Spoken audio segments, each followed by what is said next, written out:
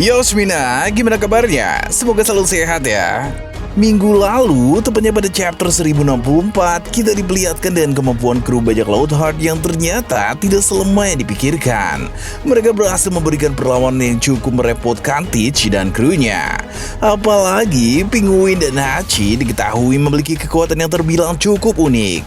Mereka bisa menyemprotkan air melalui mulut mereka. Beppo yang dikira cuma bisa mengandalkan wujud sulongnya, ternyata berhasil mengetahui arah serangan yang akan dilancarkan oleh Van Ogre. Berkat indera pendengarannya yang sangat tajam, Beppo berhasil membuat Law terhindar dari serangan. Bisa dibilang, pertempuran antara bajak laut Law versus bajak laut Kurohige merupakan pertarungan yang sulit untuk ditebak pemenangnya. Pasalnya, masing-masing dari setiap kru belum mengeluarkan kekuatan maksimal mereka. Pada chapter minggu lalu, kita juga diperlihatkan hubungan antara Dragon dan Vegapunk yang bisa dibilang cukup dekat. Vegapunk berkomunikasi dengan Dragon membicarakan tentang umur yang diprediksi tidak akan lama. Dalam pembicaraannya dengan Dragon itu, Vegapunk ingin menyampaikan sesuatu yang kemungkinan besar merupakan alasan dirinya akan dieksekusi oleh CP0. Berhubung chapter minggu ini libur, jadi pada kesempatan kali ini Mimin akan membuat prediksi mengenai apa yang akan terjadi pada chapter minggu depan. Prediksi Mimin berkaitan dengan dua kejadian yang terjadi pada minggu lalu, yaitu hubungan Dragon dengan Vegapunk dan kelanjutan pertarungan Law versus Kurohige. Tanpa berlama-lama lagi, langsung saja kita masuk ke pembahasannya. Cover story perjalanan Germa minggu depan kemungkinan akan bercerita tentang anak-anak Big Mom yang telah mengetahui kalau Puding telah diculik oleh bajak laut Kurohige. Kemungkinan Katakuri akan memfokuskan untuk menyelamatkan Puding dan akan membiarkan Sister Clown dan anak-anak Judge melarikan diri. Sebagai seorang kakak yang sangat menyayangi adiknya, pasti Katakuri tidak akan tinggal diam kalau ada yang berani macam-macam dengan adik-adiknya. Apalagi setelah Big Mom tewas, tentu Katakuri akan mengambil alih posisi sebagai pemimpin tertinggi bajak laut Big Mom dan akan menggerakkan seluruh pasukan untuk menyelamatkan Puding. Seperti yang kita tahu, anak-anak Big Mom saat ini sedang dalam kondisi yang sangat tidak beruntung. Sepeninggal Big Mom, daerah kekuasaan mereka terus mendapatkan serangan. Serangan yang pertama datang dari anak-anak Judge dan Sister Clown yang berusaha untuk melarikan diri. Lalu serangan kedua datang dari bajak laut Kurohige yang mengincar kekuatan mata tiga Puding. Sungguh malang sekali nasib anak-anak Big Mom setelah kehilangan ibu mereka. Pada awal cerita, sepertinya kita akan disuguhkan tentang perjalanan Sanji dan yang lain ketika akan bertemu dengan Vegapunk yang asli. Pada chapter minggu depan, kemungkinan kita akan bisa melihat wujud sebenarnya dari Vegapunk. Pada momen pertemuan Dr. Vegapunk dengan kru Mugiwara, sepertinya kita akan bisa mengetahui kebenaran yang disembunyikan oleh pemerintah dunia selama ini. Tidak menutup kemungkinan kalau nanti Dr. Vegapunk akan memberitahukan semua informasi yang ia ketahui kepada kelompok Luffy. Mengingat hubungan antara Dragon dan Vegapunk yang terlihat cukup dekat, bisa dipastikan kalau Dr. Vegapunk akan percaya kepada Luffy dan tidak segan untuk memberitahukan tentang rahasia yang disembunyikan Gorosei. Apalagi seperti yang kita tahu, CP0 ditugaskan untuk menghabisi Dr. Vegapunk karena Vegapunk telah mengetahui begitu banyak rahasia. Kemungkinan ketika agen CP0 datang untuk memusnahkan Dr. Vegapunk, Luffy dan krunya akan membantu Vegapunk dalam menghadapi Lucy dan anggota CP0 lainnya.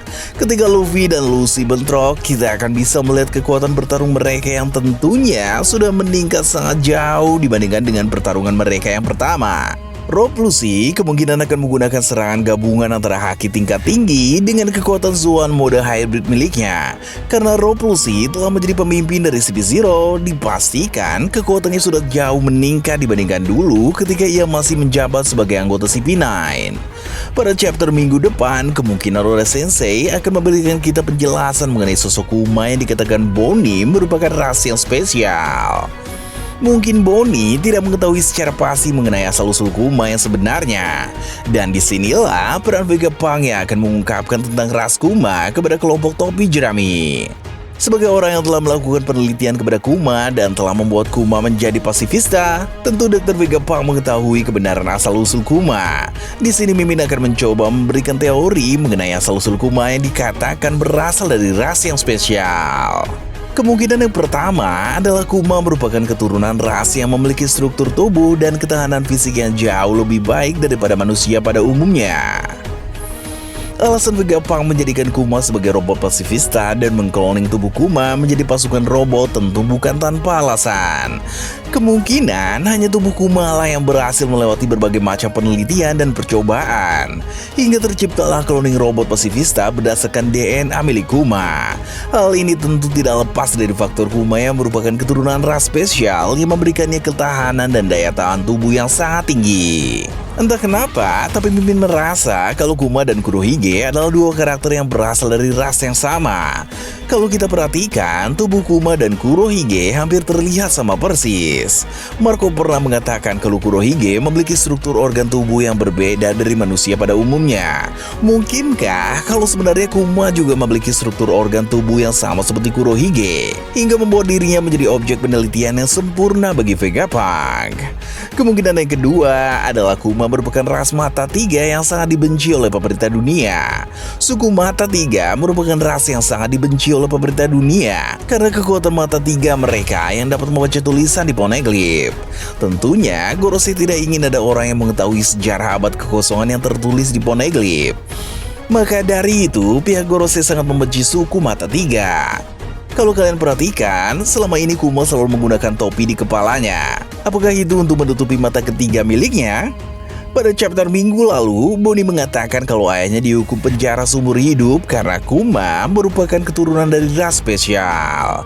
Mungkin maksud Bonnie adalah Kuma merupakan keturunan dari ras suku mata tiga dan Kuma telah berhasil membangkitkan kekuatan mata tiga miliknya, hingga membuat pihak Gorosei takut kalau Kuma nanti akan membaca tulisan di poneglyph dan mengetahui rahasia dari abad kekosongan. Maka dari itu, pihak pemerintah dunia menjatuhkan hukuman mati atau hukuman seumur hidup untuk Kuma agar ia tidak bisa membaca tulisan di poneglyph. Entah kenapa Oda Sensei seperti menghubungkan antara Puding dan Kuma pada beberapa chapter belakangan ini. Seperti yang kita ketahui, pada chapter minggu lalu fokus utama cerita adalah tentang bajak laut Kurohige yang telah berhasil menculik Puding. Kurohige menculik Puding karena menginginkan kekuatan mata ketiga miliknya. Secara kebetulan, rahasia Kuma juga perlahan mulai terungkap. Tentu ini bukanlah sebuah kebetulan belaka. Ada kemungkinan kalau Oda memang menghadirkan koneksi antara kedua karakter tersebut. Tapi balik lagi, ini hanya merupakan opini semata. Kalau kalian punya opini yang berbeda mengenai asal-usul Kuma, silahkan tulis di kolom komentar. Nah, pada chapter minggu depan, kemungkinan Oda Sensei juga akan melanjutkan cerita pertarungan antara bajak laut Heart melawan bajak laut Kurohige. Seorang Yonko melawan seseorang yang baru saja mengalahkan Yonko, kira-kira siapa yang akan menang? Menurut Mimin, pada akhirnya Kurohige lah yang akan keluar sebagai pemenangnya. Tidak bisa dipungkiri kalau pada chapter kemarin kita telah melihat kemampuan bajak laut Heart yang bisa dikatakan mengimbangi kekuatan bajak laut Kurohige. Tapi menurut Mimin, bajak laut Kurohige belum mengeluarkan kemampuan yang sesungguhnya. Terlebih lagi, Jesus Barges yang belum ikut bertarung karena diteleportasikan ke tengah pulau dan berada cukup jauh dari medan pertempuran. Kita juga belum melihat kekuatan penuh dari Yonko Kurohige yang pada minggu kemarin hanya menggunakan sedikit kekuatan Gura-Gura Nomi. Berbeda dengan Law yang sudah menggunakan kekuatan Awakening Buah Iblis miliknya. Walaupun sudah terkena serangan mematikan milik Law, Kurohige nampaknya masih belum bisa ditumbangkan seperti Big Mom. Apalagi pada chapter kemarin terlihat ekspresi wajah Law yang terlihat ketar-ketir saat Kurohige mengeluarkan kekuatan Buah Iblis Yami Yami Nomi. Black Vortex adalah serangan milik Kurohige yang memungkinkannya untuk menarik lawannya tepat ke arah Kurohige. Setelah Kurohige berhasil menangkap musuhnya, maka kekuatan buah iblis milik lawannya itu tidak akan bisa dikeluarkan. Karena salah satu kekuatan terbesar buah Yami Yami Nomi adalah mampu menetralisir kekuatan buah iblis seseorang. Setelah Law berada dalam cengkeraman Kurohige, Kurohige hanya tinggal mengeluarkan serangan pukulan gempa tepat ke arah Law dan bisa dipastikan Law pun tumbang seketika. Tapi menurut Mimin, Law tidak akan dibunuh oleh Kurohige. Ya, paling bentok kekuatan buah iblis Law akan diambil. Menurut Mimin, ini merupakan cara yang dilakukan oleh Oda Sensei untuk membuat Luffy mengetahui kekuatan dan kelemahan dari Kurohige. Law merupakan bajak laut yang pintar dan ahli dalam membuat strategi. Bisa dipastikan kalau nanti Law akan bertemu kembali dengan Luffy. Pada kesempatan itu, Law akan memberitahukan kepada Luffy mengenai informasi tentang kekuatan Kurohige yang berhasil dia kumpulkan selama pertarungan mereka. Dan itulah prediksi singkat mengenai alur cerita yang akan terjadi pada chapter minggu depan. Terima kasih karena telah menonton.